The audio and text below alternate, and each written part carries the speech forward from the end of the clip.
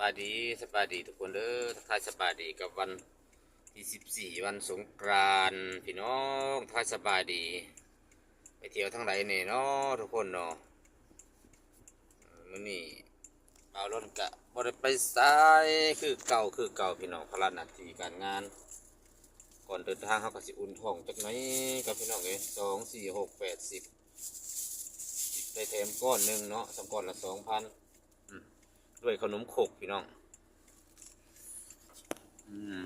ขนมขกคนฮอดมาขอกันนะ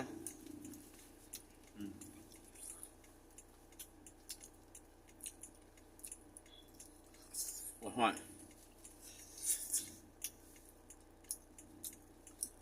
ก่อนเดินทางขนมขกคนหอนจะก่อนลูกเดี๋ยวบ้านเนาะน้องเขาขายดีจัง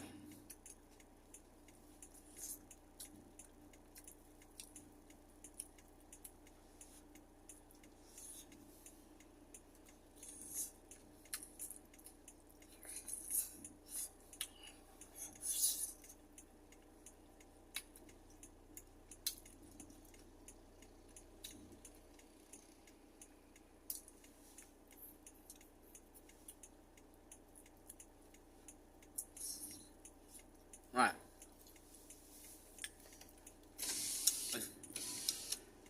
ถือถุงดำไปใช่ฮะ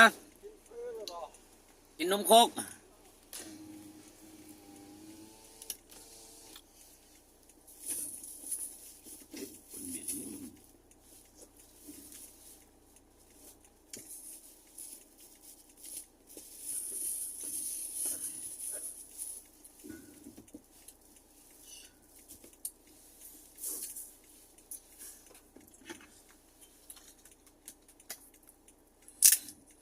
โอเคเด้อทุกคนเด้อกินนมยามมื้อเช้าตอนสวยๆยังสิกินข้าว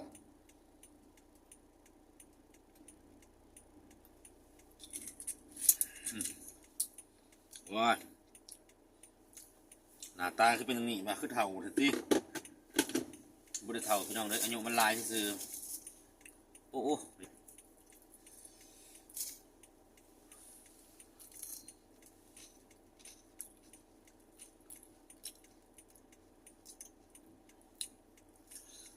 ขนมขก